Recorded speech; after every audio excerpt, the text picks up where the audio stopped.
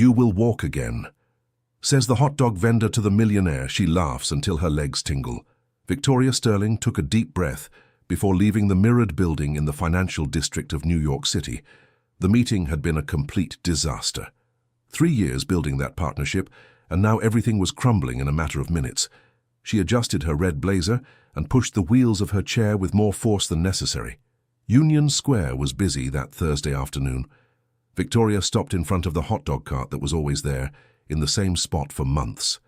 The savory smell reminded her of childhood, when she could still run freely through the corridors of her father's factory. The man behind the cart watched her with those serene eyes that seemed to see beyond the surface. "You will walk again," he said suddenly, without any preamble. Victoria raised an eyebrow and let out a bitter laugh. "How funny. You want money, is that it?" "Money is. You can say how much you need and stop with this act." The hot dog vendor shook his head slowly, his experienced hands continuing to stir the onions on the hot griddle. "It's not an act, Mom, and I don't want money. I just said what I see." "What do you see?" Her voice carried poorly disguised irritation. "A man selling hot dogs on the street making medical diagnoses? My name is Arthur Miller. I've worked here for 8 months, and you always pass by here on Thursdays after meetings that don't go well." Victoria felt a discomfort growing in her chest. How did he know about the meetings? How did he know they were on Thursdays? She observed the man more carefully. He must have been about 60, well-groomed grey hair, trimmed beard. He didn't look like an ordinary street vendor. "How do you know about my meetings?" "Because you always come back with the same expression. The same anger mixed with sadness. And because I've seen that expression before, in many people who thought they had no more hope." The light changed and traffic intensified around the square. Victoria found herself hesitating to leave. There was something in the man's calm tone that intrigued her, even against her will. "You don't know me. You know nothing about my situation. I know you've been in a chair for about 5 years. I know you still feel phantom pain in your lower back. And I know that sometimes, very early in the morning, your muscles contract on their own." Victoria's blood ran cold. No one knew about the morning contractions, not even her physical therapist, because she had never mentioned it. How could a hot dog vendor know this? "Who are you?" The question came out lower, almost a whisper. "Someone who has worked with people like you. Someone who learned to recognize signs that doctors sometimes ignore." A siren sounded in the distance, and Victoria used the distraction to study the man. His hands were careful, precise. They weren't the hands of someone who had always worked on the street. And the way he moved had a subtle elegance, as if he knew exactly where to place each part of his body for maximum result with minimum effort. "Signs like muscle contractions," she tested, "among others. The way you sit, the angle you keep your torso, the way your shoulders tense when you get angry. Everything indicates your injury may not be as definitive as they said." "The best neurologist in the country examined my tests. Complete injury at L2, no possibility of regeneration. Doctors are human. They can make mistakes, and 5 years is enough time for the body to find alternative pathways that didn't exist at the time of the accident." Victoria felt a strange mix of anger and hope. Anger because she couldn't stand it when people without medical knowledge gave opinions on her condition. Hope because deep down, a part of her still dreamed of feeling her legs again. Even if there were the slightest possibility, I wouldn't have time to chase fantasies. I have a company to run, real problems to solve. Problems like what happened in the meeting today. The question caught her off guard. Victoria had thought she'd been discreet when leaving the building, but perhaps her frustration was more obvious than she'd imagined. "How did you—" "Never mind. I'm not going to discuss my personal life with a stranger." "You don't have to discuss it. But if you want to talk about possibilities you may not have considered, I'll be here tomorrow at the same time." Victoria swiveled her chair and began to move away, but his voice reached her once more. "Mrs. Sterling, sometimes the cure we seek is in the most unlikely place, and sometimes we need help to find it." She stopped in the middle of the sidewalk, her back to him. How did he know her last name? She turned slowly. "How do you know my name?" The hot dog vendor smiled for the first time. a sad smile that carried too much weight for a simple street vendor. Because I know your story, and because perhaps our conversation isn't a coincidence. Victoria's heart raced. There were enough mysteries in her life without needing another one, but there was also a strange feeling that this encounter could change something important. What story do you think you know? The story of a woman who built an empire in the textile sector, who lost the use of her legs in a car accident 5 years ago, and who now fights to maintain control of everything she built while people close to her question her capability. His words were too precise, too specific. Victoria felt a chill run up the spine she could still feel. Are you following me? Investigating my life? No, ma'am, but when you passed by here the first time, I recognized certain characteristics, and after a few months of observing, I confirmed my suspicions. Suspicions about what? About the possibility that you were misdiagnosed, or that your body has found ways to heal that the initial tests didn't detect.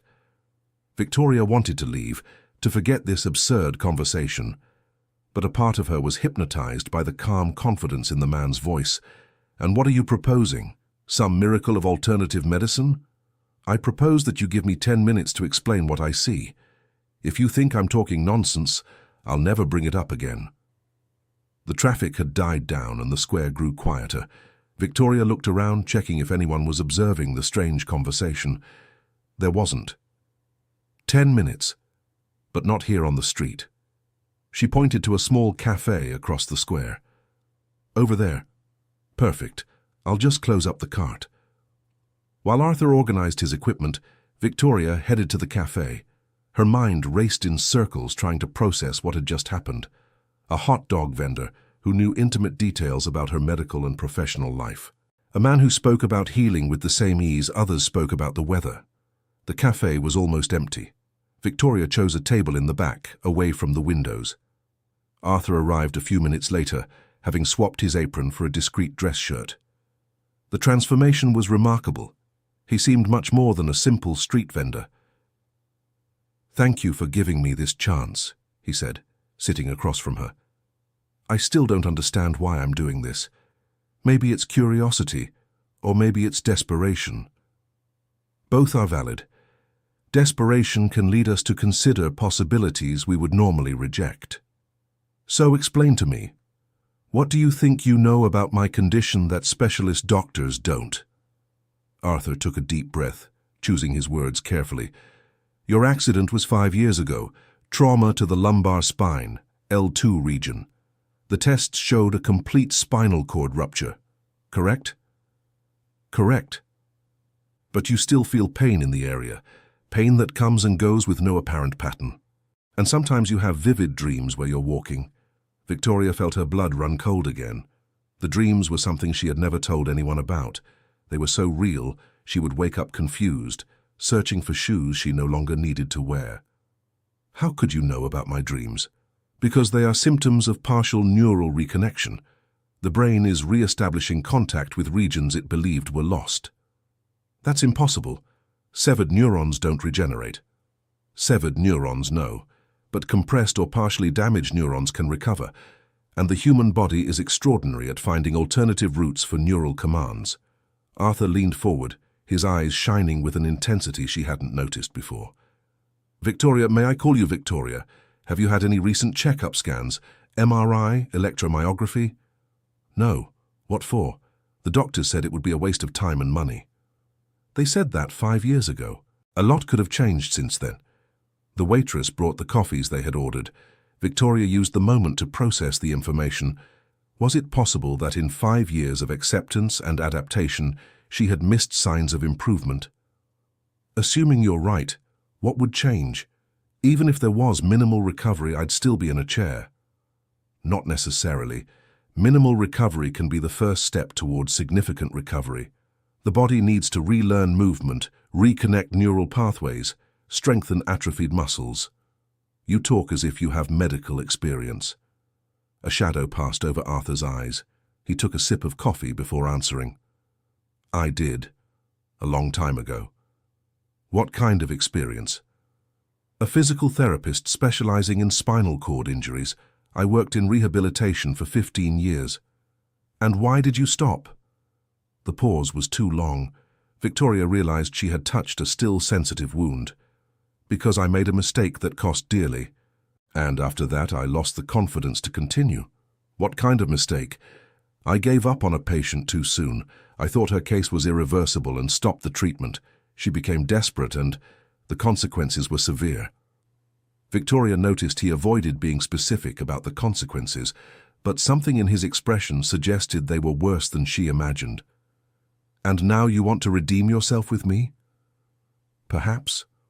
Or perhaps I genuinely believe you have chances others didn't see. Why should I trust you?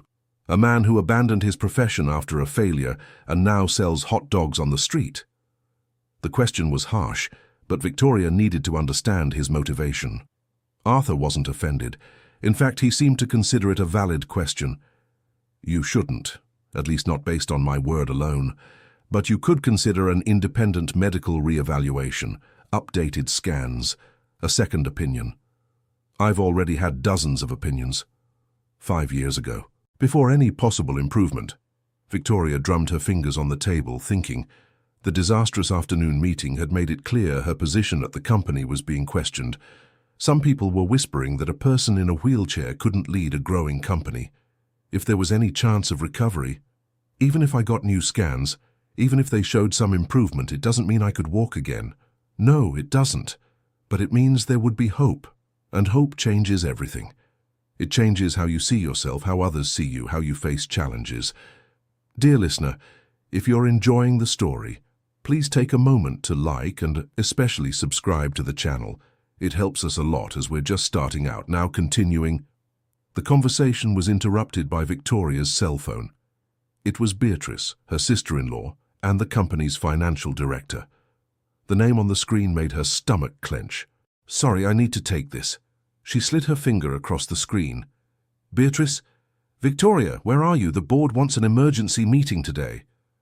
Emergency meeting? Why? After that client cancelled the contract today, some members are concerned about the company's direction.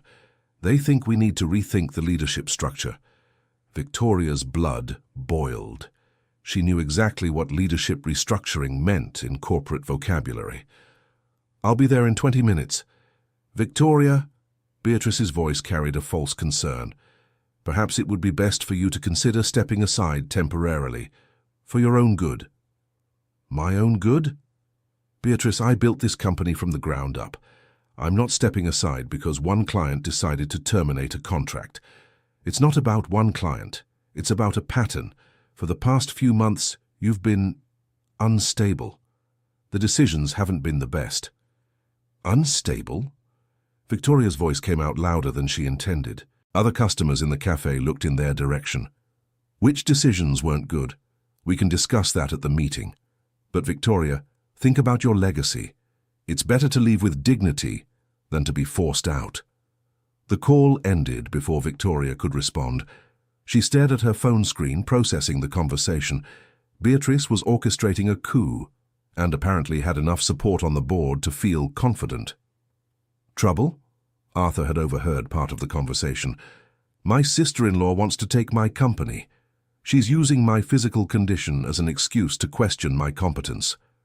And you're going to allow it? I don't have a choice. If the board votes for my removal, there's not much I can do. There's always a choice. The question is whether we're willing to fight for it. Victoria looked at him with new intensity.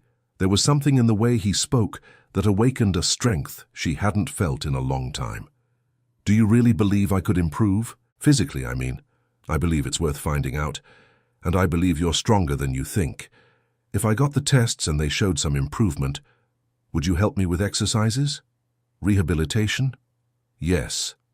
But we need to start immediately. Atrophied muscles deteriorate quickly if not stimulated. Victoria made an impulsive decision that would change her life forever. Okay, let's do it. But on one condition. If in 2 months there's no real progress, you disappear from my life and never bring this up again. Accepted. But with one condition of my own. You need to believe it's possible. Constant doubt sabotages any treatment. They shook hands, sealing a deal neither of them imagined where it would lead. Victoria had a meeting to face and a sister-in-law to confront, but for the first time in years, she felt she had a secret weapon. Arthur walked her to the entrance of the cafe. "Victoria, about the meeting today, don't let them pressure you into making permanent decisions. Buy time. Say you need a week to consider any change." "Why?" "Because in a week you could be in a completely different position." She looked him in the eyes, searching for signs of falseness or manipulation. She found none, only sincere determination and what seemed like deep, genuine concern. "How do you know this could work?" "Because I've seen miracles happen when the right person finds the right motivation at the right time." "What if you're wrong?" "Then at least we tried, and that's already more than you're doing now." The truth in the sentence hit her like a slap. Victoria realized that for years she had stopped fighting for recovery, accepting limitations that might not be permanent. "When do we start?" "Tomorrow, 6 in the morning. My house, I'll send you the address." "Your house?" "I have some physical therapy equipment that could be useful, and we need privacy for the initial exercises." Victoria hesitated. Going to the house of a man she'd met an hour ago seemed crazy. But then she remembered the meeting awaiting her and the triumphant expression that would certainly be on Beatrice's face. "Fine, but I want you to know, I am a powerful person with resources to protect myself. If you try anything, I won't try anything other than helping you recover what you've lost. You have my word." Victoria returned to her car, her mind buzzing with possibilities. She called her driver and asked to be taken to the office as quickly as possible. On the way, she couldn't stop thinking about Arthur's words about neural reconnection and alternative pathways. Entering the corporate elevator, she squared her shoulders and took a deep breath.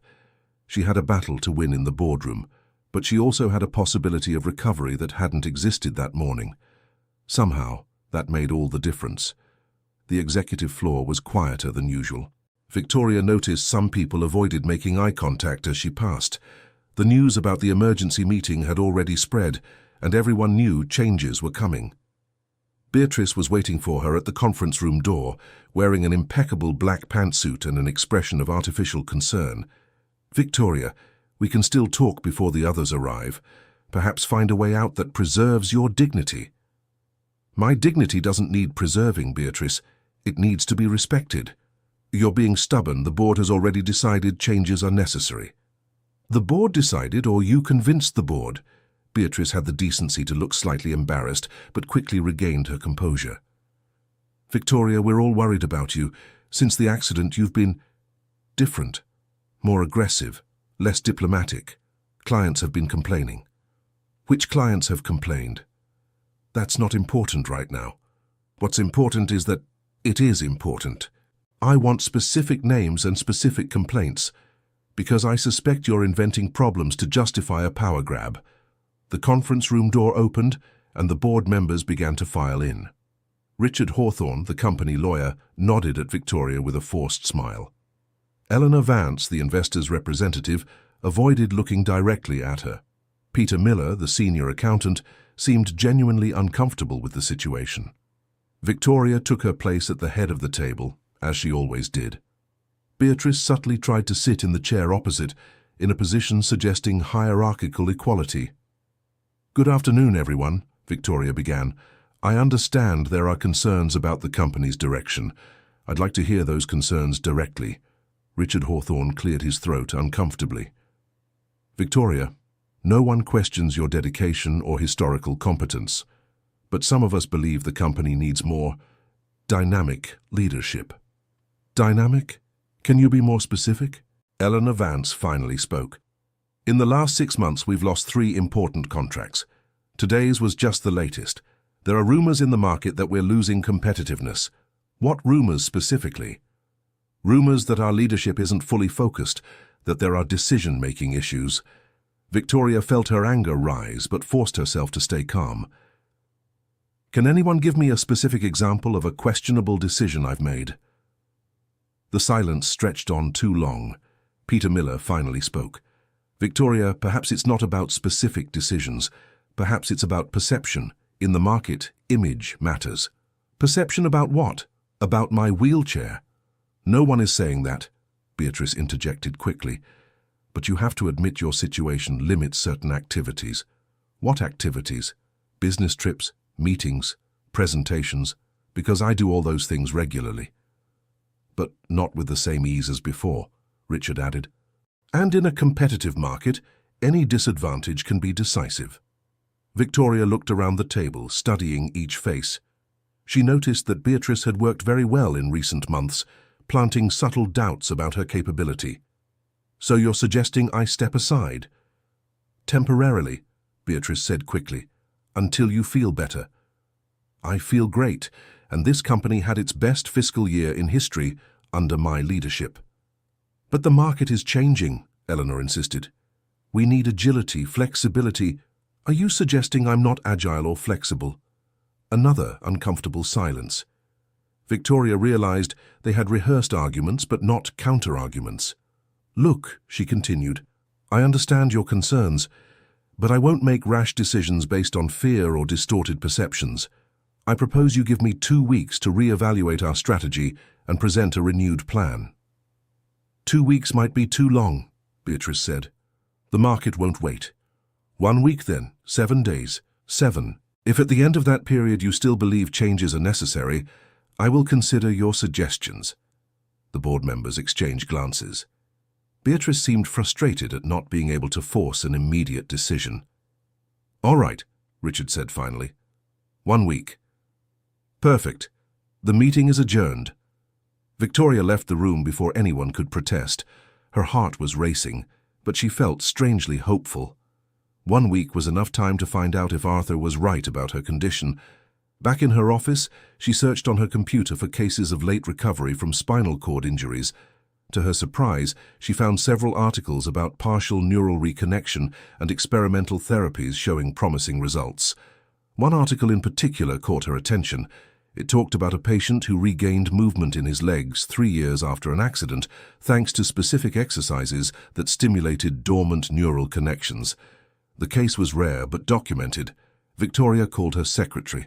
Deborah, I need you to schedule an MRI for tomorrow afternoon. Private at the best lab available. Any health problems, Dr. Victoria? Just a routine check.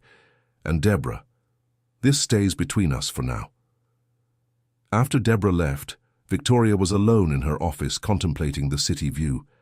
New York City stretched endlessly in every direction, a metropolis that never stopped. Like her, always moving, always growing. Her phone vibrated with a message from an unknown number. It was Arthur sending his address and some instructions for the next morning's session. Wear comfortable clothes, bring a towel, and Victoria, bring hope too. You'll need it. She read the message twice before replying. I'll be there. Don't disappoint me. His reply came quickly. The only person who can disappoint you is yourself. Victoria spent the rest of the afternoon reviewing financial reports and preparing arguments to defend her position in the company. But her mind kept returning to the conversation with Arthur and the unexpected possibility he had planted. At 7 in the evening, she finally left the office. On the way home, she stopped at a pharmacy and bought specific vitamins for neural regeneration that she had read about in the article. They probably wouldn't make a difference, but any small advantage was worth it. At home, a modern apartment in the Upper East Side adapted to her needs. Victoria prepared a light dinner and tried to relax, but sleep didn't come easily. Her mind raced between worries about the company and the nervous excitement about the next morning's meeting. Around 3 in the morning, she felt a strange sensation in her legs. It wasn't exactly pain, more like a very light tingling. She tried to ignore it, attributing it to anxiety, but the sensation persisted for a few minutes before disappearing. Perhaps Arthur was right about neural reconnection. Perhaps her body was truly trying to communicate with regions she thought were lost forever. The alarm went off at 5:30. Victoria had already been awake for an hour, too anxious to sleep. She took a quick shower, put on workout clothes, and headed to the address Arthur had sent. The house was in a quiet residential neighborhood in Williamsburg. It was a simple but well-kept construction, with a small garden in front. Victoria parked and stayed in the car for a few minutes, questioning the sanity of being there. Arthur opened the door before she could ring the bell. Punctual. I like that, he said, smiling. I still can't believe I'm doing this. Belief comes gradually. Please, come in. The interior of the house was surprisingly well equipped. The living room had been transformed into a mini physical therapy clinic with mats on the floor, parallel bars, and various pieces of equipment Victoria recognized from the first months after the accident. You really were a physical therapist, she said, impressed. I am. I just stopped practicing officially. Why keep all this if you don't practice anymore? Arthur hesitated before answering. Because I always knew I'd return one day. I just didn't know when or with whom. He helped her transfer from the wheelchair to a mat on the floor. His touch was professional, careful, but Victoria still felt vulnerable in a lying-down position. Let's start with basic sensitivity tests, he explained. I need to understand exactly what you feel and where. With a small blunt needle, he began testing different points on her legs, from her hips down to her feet. Feel anything here? He asked, touching her right thigh. No. And here, further down at the knee. Maybe a very light pressure. Arthur made notes in a notebook. He continued testing, varying pressure and location. To Victoria's surprise, she felt faint sensations in several points she believed were completely numb. Is this normal? She asked. I didn't feel any of this in previous tests. It's encouraging. It suggests partial connections may have developed over time. He moved on to reflex tests. Using a small rubber hammer, he tested various points. On the third test, Victoria's left foot gave a small involuntary tremor. Did you see that? She asked, excited. I did. Your nervous system is more responsive than I expected. What does that mean? It means we're going to start with more advanced exercises than I had planned. For the next hour, Arthur guided her through a series of exercises. Some were purely mental. She was to try to move her legs while he applied resistance. Others involved mild electrical muscle stimulation. By the end of the session, Victoria was exhausted but strangely energized. How do I feel? She reflected aloud, as if something is waking up after a very long sleep. That's exactly what's happening. Dormant neural connections are being reactivated. And the next step? Updated medical exams, MRI, electromyography, nerve conduction tests. We need to understand exactly what your current situation is. I already scheduled the MRI for this afternoon. Perfect. And Victoria, he paused, don't tell anyone about our exercises yet, not until we have concrete results. Why? Because premature hope can be used against you, especially by people who have an interest in your fragility. The observation was spot on. Beatrice would certainly use any sign of emotional instability to strengthen her arguments. Understood. When do we meet again? Tomorrow, same time. And bring the test results as soon as you have them. Victoria returned home with new sensations in her legs. They weren't actual movements, but definitely signs that something was changing. During her bath, she felt tingling more intense than anything she'd experienced in the last few years. The afternoon at the lab was tense. The MRI was a procedure she hated. The noise, the confinement, the painful memory of all the post-accident tests. But this time, there was hope mixed with the anxiety. The technician said the results would be ready the next day. Victoria spent the rest of the day in the office, trying to focus on work, but being constantly distracted by small sensations in her legs. Beatrice appeared in the late afternoon, ostensibly to discuss reports, but clearly to probe Victoria's mental state. How are you feeling? She asked with false concern. Fine. Why do you ask? You seem different today, more tense. Maybe because my own sister-in-law is trying to push me out of the company I built. Victoria, it's not personal, it's business. For you, it might not be personal. For me, it is. Beatrice changed tactics. Have you thought about our conversation yesterday, about considering a break? I have. And I'm more convinced than ever that some people are confusing physical disability with mental incapacity. No one is questioning your mental capacity. No? Then what exactly are they questioning? Beatrice didn't know how to answer immediately, confirming Victoria's suspicions that the arguments were based on prejudice, not performance. Beatrice, I'm going to make one thing clear. I'm not stepping down from the chairmanship because some people can't imagine leadership in a wheelchair. If they want me out, they'll have to present concrete evidence of incompetence. It won't be necessary to get to that point. No? Why not? Because I'm sure you'll make the right decision.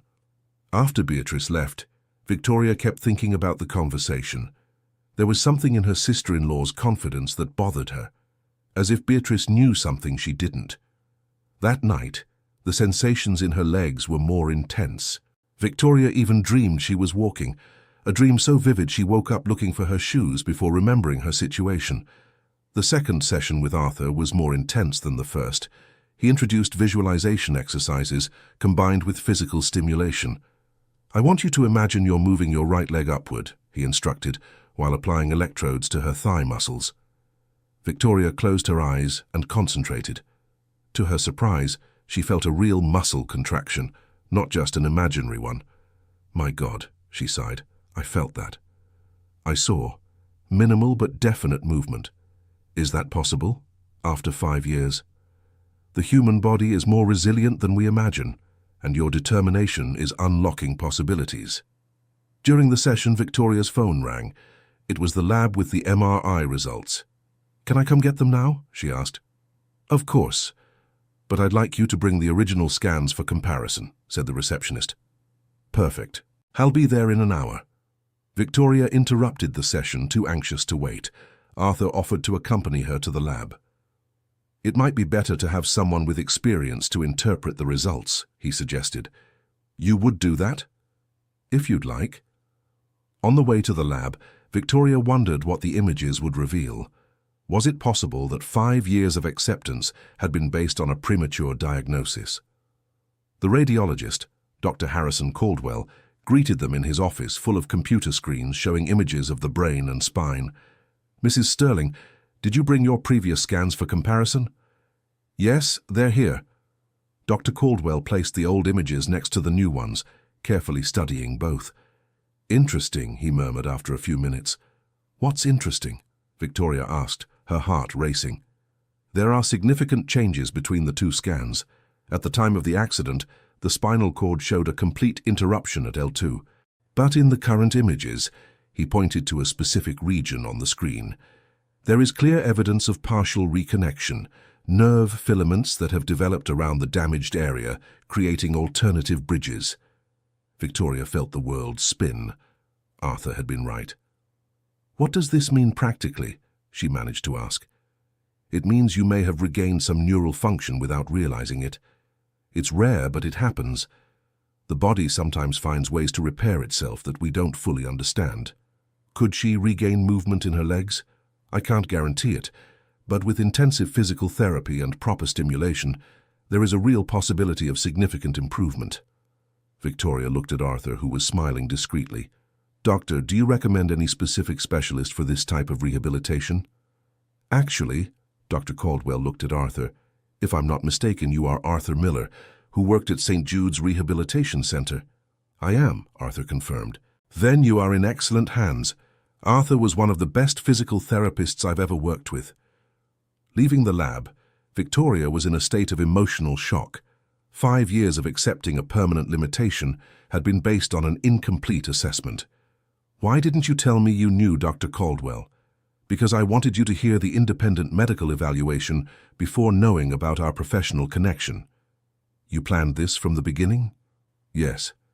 Since I recognized the signs on the first day I saw you in the square. Recognized me how? Arthur stopped walking and looked directly at her. Victoria, 5 years ago, I treated a 20-year-old woman named Meredith. She had suffered an accident similar to yours, an L2 injury. We worked together for 6 months, making slow but steady progress. Victoria felt a tightness in her chest. What happened to her? After 6 months, I thought the progress had plateaued. I said it was unlikely she would improve significantly. I recommended she accept the limitations and focus on adaptation. And then? Meredith was devastated. She had placed all her hope in the possibility of recovery. When I said there was nothing more to be done, she fell into a deep depression. Arthur. 3 months later, she tried to take her own life, Luckily, she was found in time, but the emotional scars were permanent. She developed a severe psychological condition. Silence stretched between them. Victoria began to understand the weight Arthur carried. "Is that why you stopped practicing?" "Yes. I blamed myself for giving up on her prematurely. I swore I would never again underestimate someone's capacity for recovery." "And now you want to redeem yourself through me?" "I want to avoid making the same mistake, and after seeing your scans today, I know I was right about your possibilities." "Meredith, did she get better after?" "I never knew. I moved to another city soon after the incident. I didn't have the courage to follow her progress." Victoria felt a deep connection to the story. She herself had gone through moments of despair in the first years after the accident, when the reality of permanent limitation became clear. "Arthur, I understand your motivation, but I need you to know. I won't let your past guilt influence my treatment. If at any point I feel I'm being harmed by your feelings about Meredith, I will stop immediately." "That's fair. And I agree. Then let's continue, but now with a clear understanding that this is about my recovery, not your redemption." "Understood." That afternoon, Victoria returned to the office with a completely new energy. The scan results had confirmed that possibilities existed. Now it was a matter of working to realize them. But first, she needed to deal with Beatrice and the board. With medical evidence of possible recovery, her position in the company was potentially strengthened. Beatrice appeared in her office around 4, ostensibly to discuss the quarterly report. "How was your day?" she asked, studying Victoria's expression. "Productive. Very productive. You look different, more animated." "Perhaps because I've realized some limitations I've accepted may not be as permanent as I thought." Beatrice seemed alarmed. "What do you mean by that?" "Just that sometimes re-evaluating situations can reveal unexpected possibilities." "Victoria, you're not thinking about some experimental treatment, are you? Because it would be very irresponsible to create false hope." Beatrice's concern seemed genuine, but Victoria detected something more: fear that she might actually improve. "Why would my potential recovery make you worried, Beatrice?" "It doesn't make me worried. It makes me cautious. I've seen many people delude themselves with promises of miracle cures." "And what if it wasn't a delusion? What if it was a real possibility based on medical evidence?" "Even so, it would be irresponsible to base business decisions on uncertain future possibilities." Victoria realized Beatrice was trying to protect her takeover strategy by discouraging any hope of physical improvement that could jeopardize her plans. "Beatrice, can I ask a direct question?" "Of course. Do you genuinely believe it would be better for the company if I stepped aside? Or would it be better for you?" "How can you ask that? We're family." "Precisely because we're family that I can ask. Because family should support recovery, not discourage it. I support your recovery, but I don't support decisions based on fantasy." "And who decides what is fantasy and what is real possibility?" "Qualified doctors, scientific evidence, not charlatans promising miracles." The conversation was interrupted by Victoria's secretary. "Doctor, you have a call from Dr. Harrison Caldwell. He says it's about today's tests." Victoria looked at Beatrice before answering. "Excuse me, I need to take this." "Of course, we'll talk later." After Beatrice left, Victoria took the call. "Dr. Caldwell." "Mrs. Sterling, I wanted to confirm you've received copies of all the tests and reports, and also to say that, after reviewing the images again, I'm even more optimistic about your possibilities." "In what sense?" "The alternative neural connections are more extensive than I initially perceived. With proper stimulation, you could regain not just sensation, but possibly functional movement." "Functional movement meaning?" "Possibly walking with assistance, eventually without assistance. Obviously, this would require intensive work and time, but the biological foundation exists." Victoria felt her world shifting with each word. "Doctor, may I ask you to document that assessment in writing, for my medical files?" "Of course. I'll email it later today." After the call, Victoria was alone in her office. absorbing the implications of what she had discovered. Not only was there a possibility of improvement, there was a possibility of significant recovery. This changed everything: her position in the company, her self-confidence, her plans for the future. But it also created a dilemma. Should she reveal this information to the board, use the possibility of recovery to maintain her position, or keep it confidential until she had concrete progress? She decided caution was the best path. Beatrice and others could use recovery expectations against her, arguing she was being irresponsible or deluded. Better to work quietly until she had irrefutable physical results. That evening, Victoria called Arthur. "Can we intensify the exercises, work twice a day?" "We can, but we need to be careful not to overload muscles that are relearning how to function. I'm willing to do whatever it takes." "Then let's start tomorrow, 6 in the morning and 6 in the evening." "But Victoria..." "Yes?" "Don't let enthusiasm make you take unnecessary risks. Real recovery takes time." "I understand, but I also understand that I have 6 days to show the board I don't need to step aside." 6 days are enough for initial progress, perhaps not for dramatic changes. Initial progress might be enough. The conversation ended with Victoria more determined than ever. She had medical evidence, a qualified professional helping, and enough motivation to move mountains. Now it was a matter of work. The third session with Arthur was revealing. For the first time, Victoria managed to produce intentional movement in her right foot. It wasn't much, just a flexion of a few degrees, but it was conscious and controlled. "Did you see that?" she asked, almost shouting with excitement. "I saw it clearly." "And did you feel it?" "I felt it completely, as if the muscles were remembering how to work." That's exactly what's happening. Neural connections are strengthening with each exercise.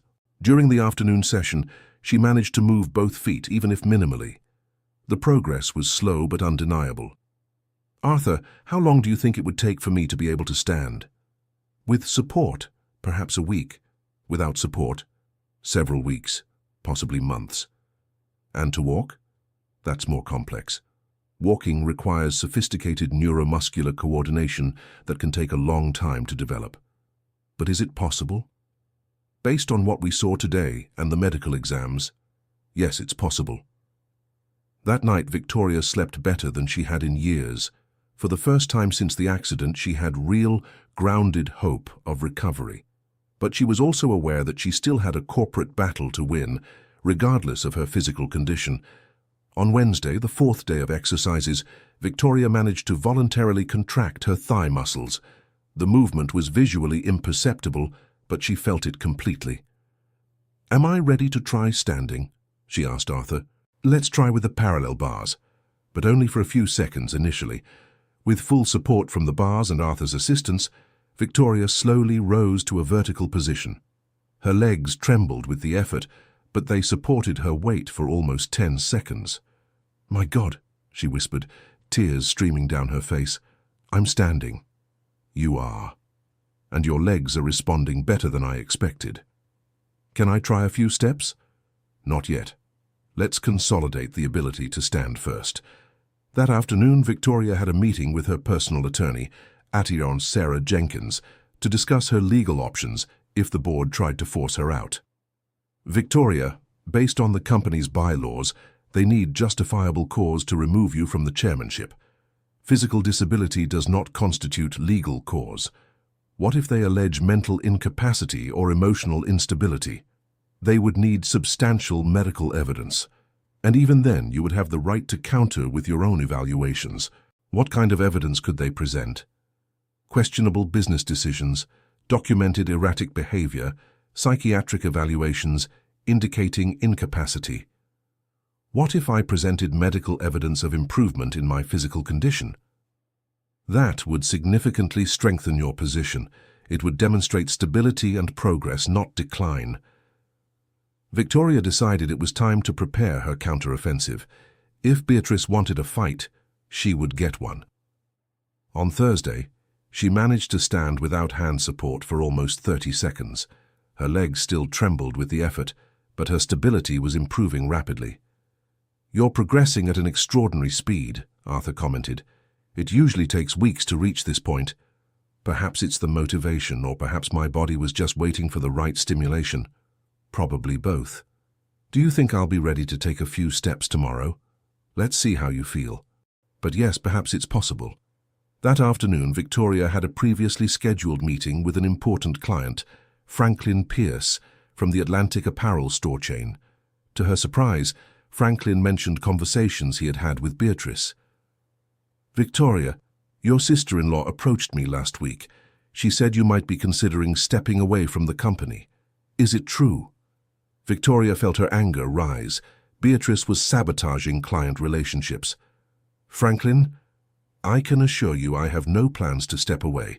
In fact, I'm more involved and focused than ever." "Good to hear that." Beatrice implied your health was complicated. "My health is excellent, and I can even say better than it's been in a long time." "Excellent, because we have expansion plans that require stable and visionary leadership." After Franklin left, Victoria called Beatrice directly. "We need to talk, now." "About what?" "About you telling clients I intend to step away from the company." "Victoria, No, just nothing. You are actively sabotaging my position. This stops here or there will be consequences." "What kind of consequences?" "The kind that involves lawyers and accusations of unethical conduct." "You wouldn't do that. We're family." "Family doesn't sabotage family, and you clearly forgot that." "Victoria, you're being paranoid. I'm being realistic, and Franklin Pierce just confirmed my suspicions." The silence on the line indicated Beatrice knew she had been caught. "Look, maybe I misspoke with Franklin." "You didn't misspeak. You said exactly what you intended. But this stops here." "Fine. But Victoria, you need to understand that some people genuinely care about your well-being. My well-being is great, and it's going to get even better in the coming days." Friday arrived with Victoria more determined than ever. In the morning session, with minimal support from Arthur, she managed to take 3 shaky but definite steps. "I'm walking," she said, barely able to contain her emotion. "You are. They're just a few steps, but they're real steps." "Is it enough for tomorrow?" "What do you have planned for tomorrow?" "The final board meeting, where they'll try to force my permanent exit." "Victoria, are you going to reveal your recovery?" "I'm going to show them I'm not the fragile, limited person they imagine." "Are you sure it's the right time? You're still in the early stages?" "It's the only time I have. If I don't demonstrate strength now, I may not get another opportunity." "Then let's work intensively today. You'll need all the confidence possible tomorrow." They spent the entire day practicing. Victoria managed to increase to 5 consecutive steps, still with support but with growing stability. In the afternoon session, she practiced getting up from a chair without using her hands, preparing for what she planned to do at the board meeting. "Remember," Arthur cautioned, "your muscles are still strengthening. Don't push beyond what you can do safely." "I understand, but I need to make enough of an impact to change perceptions." "And you will. What you've achieved this week is extraordinary." That night, Victoria meticulously prepared what she would say at the meeting. She had medical documentation, evidence of physical progress, and solid legal arguments to maintain her position. But more importantly, she had renewed hope and confidence in her own abilities. Saturday dawned cloudy, but Victoria woke up with solar energy. She put on an impeccable suit, did light warm-up exercises at home, and headed to the office with a determination she hadn't felt in years. The meeting was scheduled for 10 in the morning. Victoria arrived 15 minutes early, positioning herself strategically in the room so all members could see her clearly.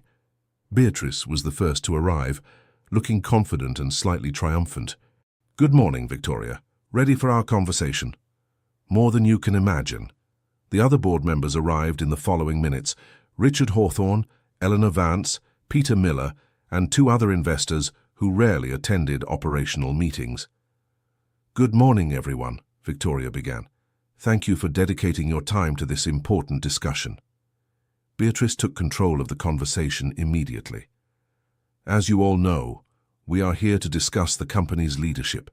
During the week, I had conversations with several clients and partners, and concerns about our direction continue to grow."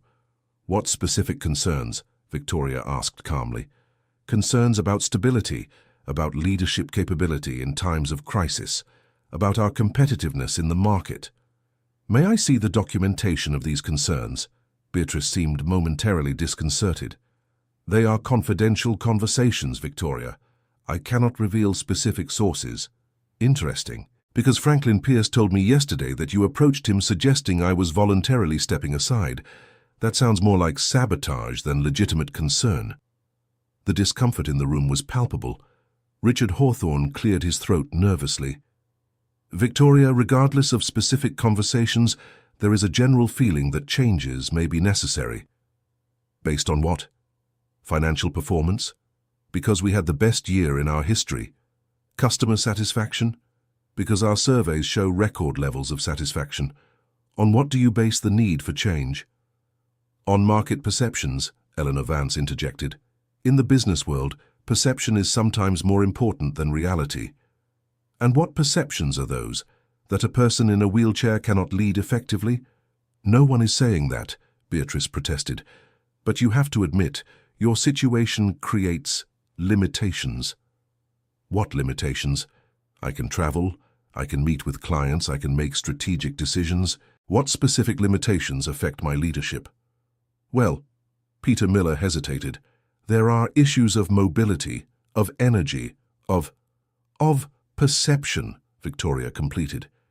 You are basing this decision not on facts, but on how you think others perceive my disability. It's not just perception, Beatrice insisted. It's practical reality. And Victoria, you have to accept that some things have changed since your accident. Beatrice is right, Eleanor added. Some changes are inevitable. Victoria took a deep breath. It was time for the moment she had planned. You are right. Some things have changed since my accident, but perhaps not in the way you imagine. She placed her hands on the arms of the wheelchair. This week, I had new medical tests. I discovered my condition is not as permanent as originally diagnosed. Victoria, Beatrice began, a warning tone in her voice. I discovered there is a real possibility of significant recovery. And I began an intensive treatment with extraordinary results. What kind of results? Richard Hawthorne asked, genuinely curious. Victoria prepared for the moment that would change everything. Results like this. Slowly, using only the strength of her legs and minimal support from her arms, she rose from the wheelchair to a standing position. The room fell completely silent. My God, Eleanor whispered. Victoria remained standing for almost a minute, her legs trembling with the effort but supporting her weight. Then carefully she took 2 steps toward the meeting table. Over the last 5 days, she said, still standing, I've regained sensation and movement in my legs. With continued treatment, the doctors believe I can fully recover my ability to walk. The shock on the faces around the table was visible. Beatrice seemed especially shaken. That is extraordinary, Peter Miller said. It's impossible, Beatrice murmured. Apparently not, Victoria replied, carefully lowering herself back into the chair. And this raises an important question. You were willing to remove me based on a limitation that may never have been permanent. Richard Hawthorne spoke first. Victoria, if there's a real possibility of recovery, that completely changes our discussion. Changes it? Victoria asked. Why? My competence as a leader should be independent of my physical condition. You're right, Eleanor admitted. But you have to acknowledge this puts everything in a different perspective. The only perspective that matters is that you were willing to judge me not by performance, but by physical limitations. And now that those limitations may not exist, suddenly I'm competent again? The silence was long and uncomfortable. Victoria was forcing them to confront their own prejudices. Victoria, Beatrice finally spoke. No one questioned your competence. We questioned whether what, Beatrice? Be specific. Whether you were fully focused, whether you weren't distracted by personal matters. And now, am I less distracted because I can stand? Another silence. Victoria had proven her point in a dramatic and unquestionable way. Look, she continued, I understand there are legitimate concerns about leadership and corporate direction. I'm willing to discuss them. but not based on assumptions about my physical limitations. What are you proposing? Richard asked. I propose you evaluate my leadership based on results, not disabilities, and that you give me time to complete my medical treatment while I continue to lead this company. For how long? Eleanor asked. 3 months. At the end of that period, if there are legitimate concerns about performance or corporate direction, I'm willing to discuss them. And if there's no full physical recovery? Peter Miller asked. Then I will continue to lead the same way I have led for the last 5 years. With competence, dedication, and results. Beatrice tried one last maneuver. Victoria, don't you think you're being reckless basing business decisions on uncertain medical possibilities? Beatrice, you were willing to remove me based on physical limitations. If those limitations are changing, why shouldn't they influence our discussion? Richard Hawthorne spoke for the others. Victoria, I think we all agree your demonstration today significantly changes our perspective. Personally, I withdraw any questioning of your leadership capacity. So do I, Eleanor added. Peter Miller nodded in agreement. Beatrice was left alone in her position, visibly frustrated to see her move crumble. Then it's decided, Victoria concluded. I continue leading the company while I complete my medical treatment. We meet again in 3 months to evaluate our position and direction. Agreed, Richard said. After everyone had left, only Victoria and Beatrice remained in the room. How did you do that? Beatrice asked, her mask of familial concern finally dropping. Do what? You managed to stand. You managed to walk. It was impossible. Apparently it wasn't impossible. It was just improbable. You planned this from the start, didn't you? This whole theater. Theater? Beatrice, I merely demonstrated that your assumptions about my limitations were wrong. And now? Are you going to get revenge? Victoria considered the question carefully.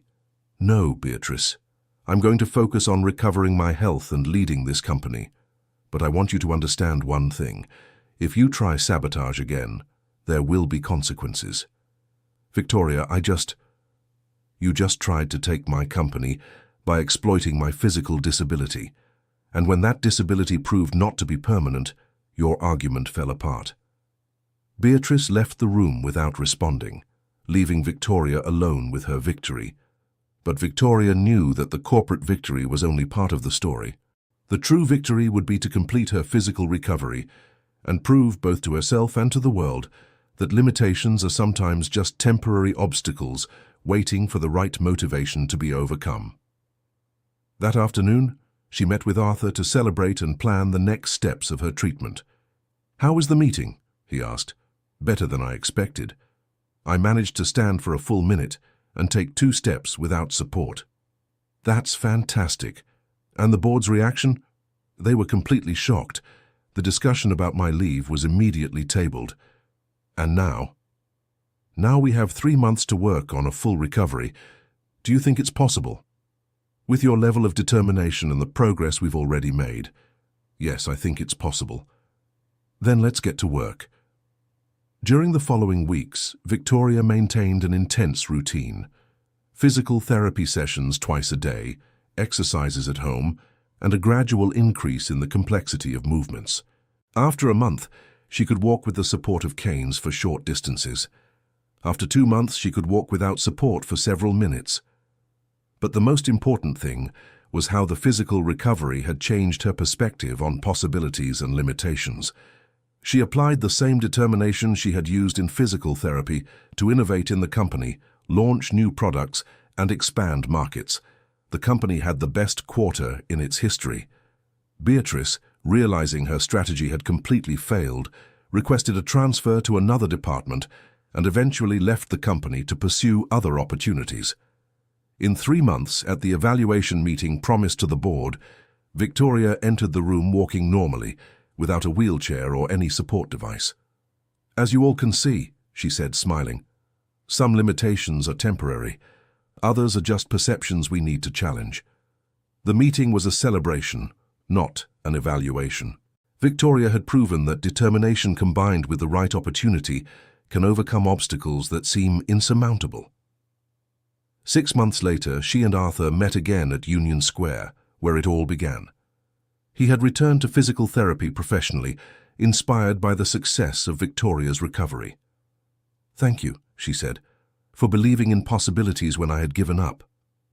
"Thank you," he replied, "for giving me the chance to rediscover that healing sometimes appears in the most unexpected places."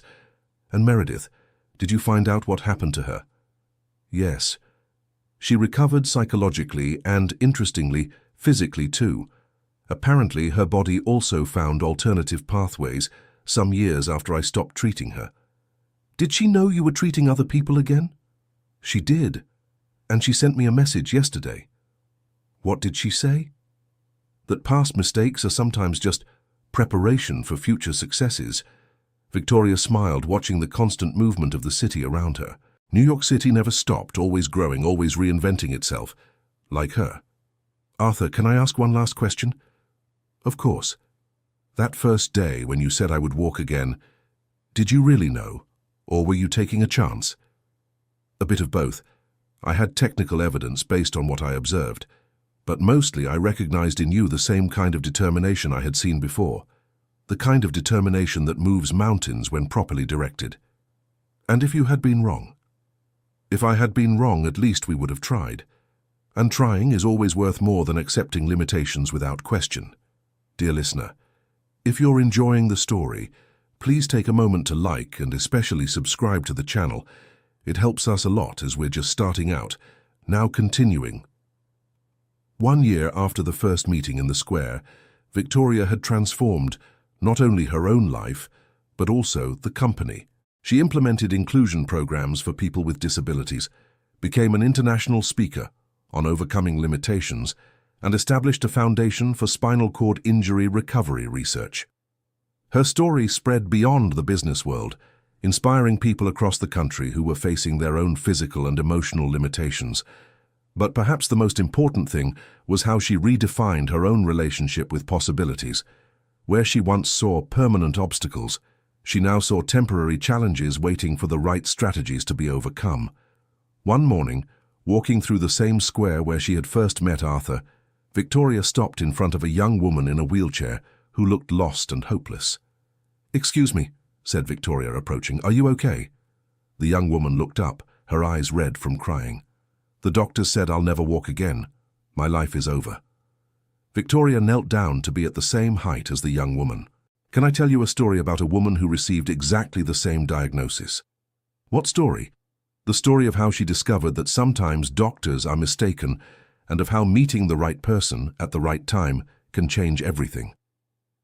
And so, the cycle of hope and possibilities continued, proving that miracles sometimes come disguised as chance encounters between strangers who recognize potential where others see only limitations.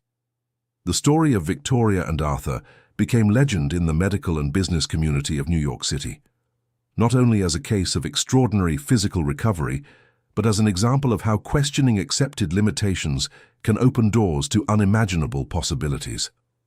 Victoria never forgot the fundamental lesson she learned, that true strength doesn't come from an absence of limitations, but from refusing to accept that temporary limitations are permanent. And whenever she passed through Union Square, she smiled, remembering the hot dog vendor who changed her life with a simple declaration, "You will walk again." Because sometimes, the difference between miracle and reality is just a matter of perspective, determination, and finding the right people willing to believe in possibilities that others consider impossible. Years later, when asked about the most important moment of her life, Victoria always gave the same answer. "It was when I learned that impossible is sometimes just another word for not yet properly tried." And that lesson, more than any physical recovery, was the true miracle of her story. The company grew exponentially under her renewed leadership. It became a benchmark not only in the textile sector, but in social responsibility and inclusion. Victoria implemented innovative policies that allowed employees with various disabilities to work in conditions adapted to their specific needs. Arthur opened a clinic specializing in cases considered hopeless by traditional medicine. His differentiated approach, combining conventional techniques with in-depth analysis of neural reconnection possibilities, began attracting patients from across the country. Their professional partnership evolved into a deep friendship based on mutual respect and a shared understanding of the power of human persistence. 2 years after that first meeting, they co-wrote a book titled Reconnections: How Temporary Limitations Can Become Permanent Strengths. The book became a national bestseller and was translated into several languages. During the book signings, Victoria often encountered people with similar stories, individuals who had accepted limitations they later discovered weren't permanent. Each story confirmed her growing conviction that the greatest obstacle to overcoming limitations is often the premature acceptance of those very limitations. At one such signing, a young man around 20 approached, walking with difficulty but without assistance. "Dr. Victoria, my name is Ethan. 6 months ago I was in a wheelchair with a diagnosis of permanent paralysis. After reading your story, I sought a second medical opinion. And what did you find out? That my injury wasn't as complete as originally diagnosed. I started intensive physical therapy and..." He took a few steps to demonstrate, "achieved this." "That's wonderful, Ethan. How do you feel?" "Like I've regained not just my legs but my whole life. And it wouldn't have happened without your story inspiring me to question what I'd accepted as absolute truth." Conversations like this became common. Victoria's story had created a wave of people questioning old diagnoses and seeking new possibilities for conditions they had considered permanent. The movement grew beyond medical issues. People began applying the same principles to professional limitations, relationships, and other aspects of life where they had accepted less than they desired. "Don't accept limitations without question" became a popular slogan on social media, often accompanied by the hashtag #VictoriaSterling. But Victoria always emphasized that her story wasn't about denying reality or false hope. It was about distinguishing between genuine limitations and assumed limitations, and about the importance of seeking evidence before accepting uncomfortable truths. 3 years later, the foundation established by Victoria had funded research that led to significant advances in treating spinal cord injuries. New neural stimulation techniques developed based on cases like hers were helping patients in several countries.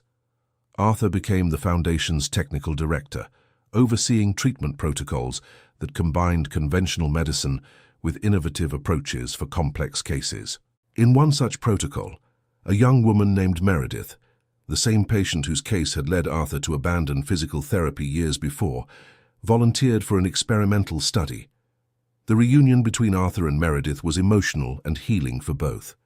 She had overcome the psychological after-effects and, surprisingly, had also experienced some spontaneous physical improvement in the subsequent years.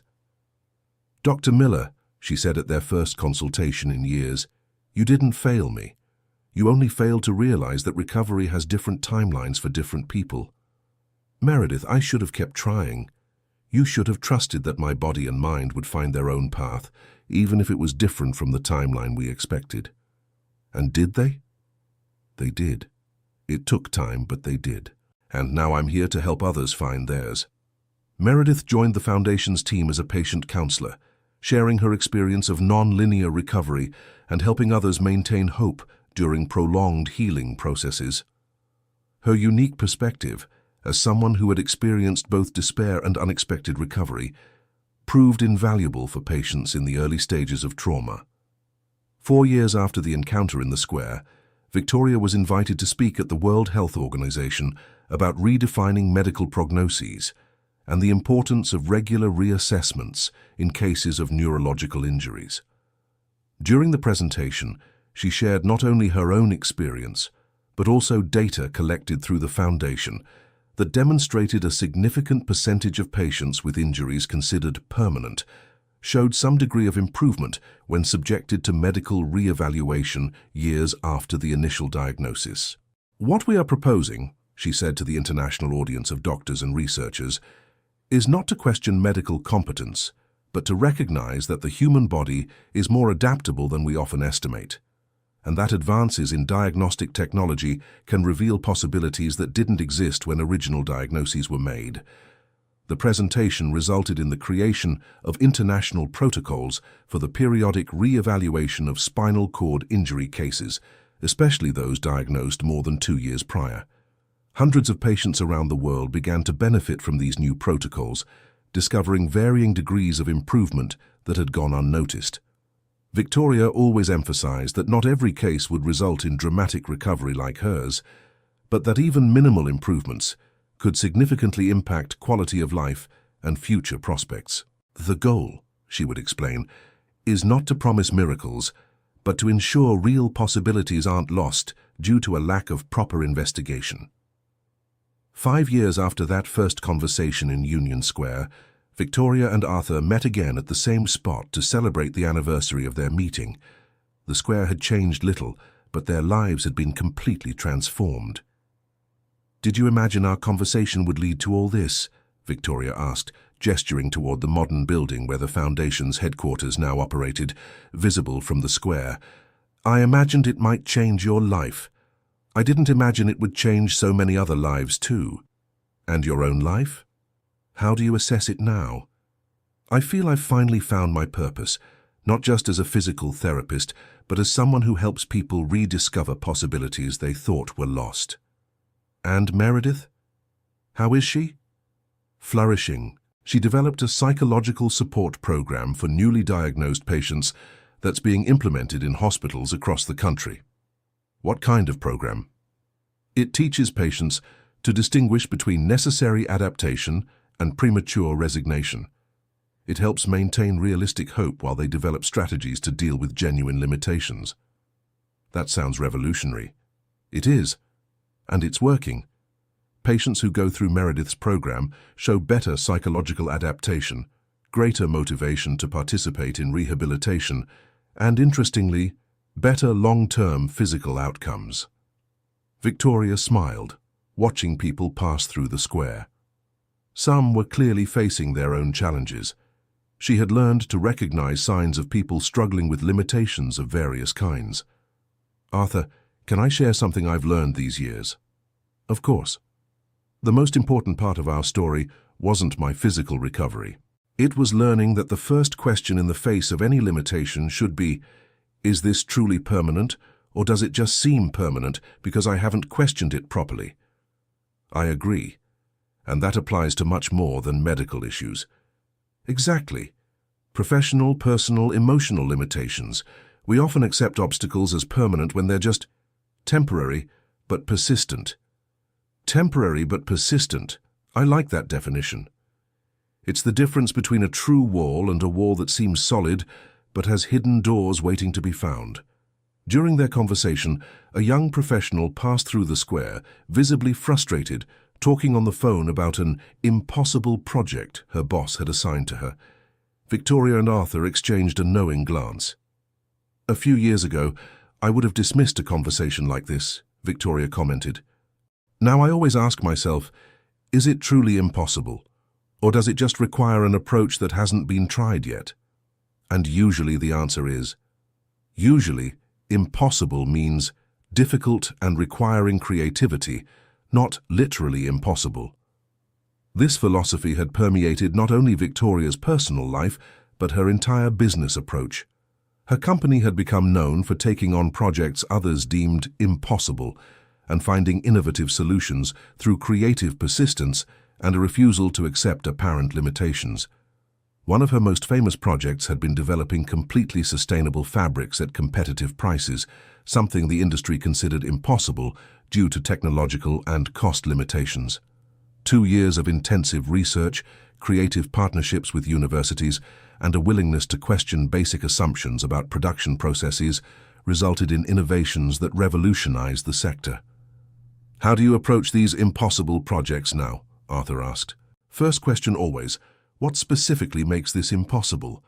Second question, are these limitations real or assumed? Third question, if they are real, are there ways around them we haven't considered?" And usually there are. Usually there are. It might not be obvious, it might require a lot of work, it might need unusual partnerships or new technologies, but it's rarely literally impossible. Do you teach this approach to your employees? It's part of mandatory corporate training. We call it the possibility protocol. Every new project goes through these 3 questions before being considered unfeasible. And the results? Our success rate for impossible projects is about 70%, and the remaining 30% usually teach us something valuable that we apply to future projects. This methodology had attracted international attention. Other companies began implementing adapted versions of the possibility protocol, resulting in innovations across various sectors. Victoria was often consulted by companies facing challenges they considered insurmountable.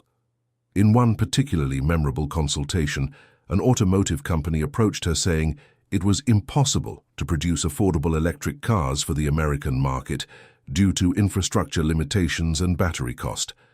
Applying her protocol, Victoria and her team identified that the limitations weren't in the technology itself, but in assumptions about how and where the cars would be charged.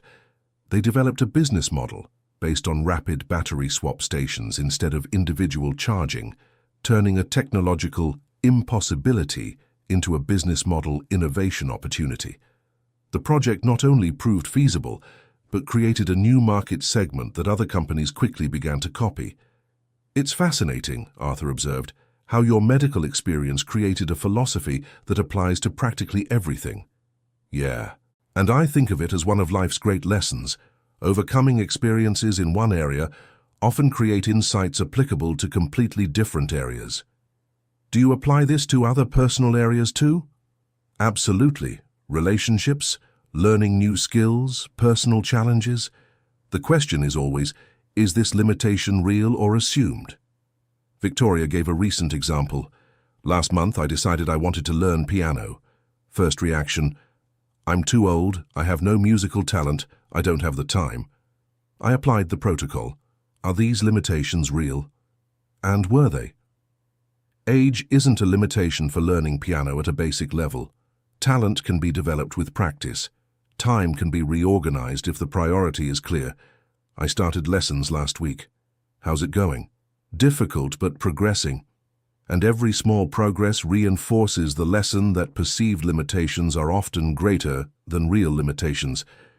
Doesn't that mindset sometimes create unrealistic expectations? It can, if applied without wisdom. That's why I always emphasize the distinction between questioning limitations and denying reality. Some limitations are genuine and need to be respected. How do you make that distinction? Objective evidence. If I've adequately tested a possibility through appropriate methods and it consistently fails, I accept the limitation. But I don't accept limitations based only on assumptions or insufficient attempts.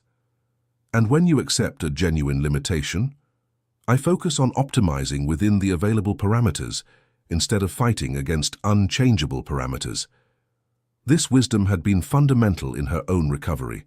Although she had regained the ability to walk, some aspects of her original injury remained. Victoria developed strategies to optimize function within those parameters instead of focusing on what couldn't be changed. "True wisdom," she continued, "is in knowing when to question and when to accept. And that requires careful experimentation, not just speculation." When the sun began to set over New York City, they prepared to leave the square. "Victoria, thank you for accepting my help that first day. Thank you for seeing possibilities where I saw only limitations. And now, what are your plans for the coming years?" To continue applying these lessons, personally, professionally, through the foundation, and who knows, finding other people who might benefit from the same perspective. Like that young professional who walked by talking about impossible projects. Exactly like her. They walked together toward their cars, two people whose lives had changed dramatically by questioning a limitation that seemed absolute. "Arthur, one last question." "Yes? If you could go back in time and talk to yourself from 6 years ago when you stopped practicing physical therapy after Meredith's case, what would you say?" "I would say that genuine mistakes are different from giving up too soon, and that the difference between the two can only be determined by trying again with learned wisdom." And if he asked how to know the difference, I would say that genuine mistakes teach valuable lessons that improve future attempts. Giving up too soon teaches nothing but fear. Wise. Learned the hardest way possible. 6 years after that first meeting, the lives of Victoria and Arthur had become an example of how questioning limitations can create unimaginable possibilities. Their story continued to inspire people around the world to re-examine their own limitations and seek possibilities they might not have known existed. But perhaps the most important legacy wasn't the dramatic recoveries or spectacular business successes. It was the subtle but profound change in how people approached obstacles in their daily lives. The question, "Is this really impossible or just difficult?" had spread far beyond the original medical context, becoming a life tool for thousands of people who learned to distinguish between real limitations and assumed limitations. And so, a casual conversation between a frustrated businesswoman and a hot dog vendor with a background in physical therapy had transformed into a movement that changed lives, questioned medical assumptions, and created hope where only resignation existed before. The true magic wasn't in the extraordinary physical recovery, but in the fundamental lesson that possibilities often exist in places where they've stopped looking for them, and that sometimes all that's needed to find those possibilities is someone willing to say, maybe this isn't as impossible as it seems. Years passed, and Victoria's story became legend in multiple contexts. Medical students learned about the importance of periodic reassessments. Business students studied their strategies for turning impossible projects into market innovations. But perhaps most importantly, ordinary people found in her story permission to question their own limitations and seek possibilities they had stopped considering. In one of her last interviews, Victoria was asked what she considered her greatest achievement. "It wasn't learning to walk again," she replied. "It was learning that the first reaction to any obstacle shouldn't be acceptance, but a careful investigation into whether the obstacle is as solid as it seems." And how did that change your life beyond the physical issue? It changed everything. The way I approach problems, relationships, professional challenges, even new hobbies. The question is always, have I tried adequately, or did I just assume it was impossible? Any final advice for people facing their own limitations? Question, but question wisely. Use evidence, not just hope. And remember, some limitations are real and need to be respected, but more limitations are assumed than we imagine. And if someone questions and still can't overcome the limitation, then at least you'll know you explored all available possibilities, and that in itself is a form of victory. It's the difference between being defeated by an obstacle and choosing to accept an obstacle after proper testing. The interview ended with Victoria standing before a window overlooking New York City, a city that, like her, had learned to constantly reinvent itself. "New York City never accepts limitations as permanent," she said, watching the metropolis stretch endlessly in all directions. "It always grows, always finds ways to overcome obstacles. Perhaps I learned that by living here. And the hot dog vendor who changed your life? Do you still keep in touch? Arthur is like a brother now. We work together every day, helping other people find their own hidden possibilities. Does he still sell hot dogs?" "No," she laughed. "But he keeps a symbolic cart in the Foundation's office. A reminder that casual encounters can change entire lives when the right person says the right words at the right time." And so, the story that began with a simple statement, "You will walk again," became much more than an account of medical recovery. It became a manifesto about the power of questioning limitations, seeking unexpected possibilities, and never accepting impossible as a final answer without proper investigation. End of story. Now tell us, what did you think of Victoria and Arthur's story? Do you believe we should always question our limitations, or is it sometimes better to accept certain situations? Have you ever had an experience where you discovered that a limitation you had accepted wasn't as permanent as you thought? Share your opinion in the comments. We'd love to read your perspective, and don't forget to leave your like and subscribe to the channel so you don't miss other inspiring stories like this one.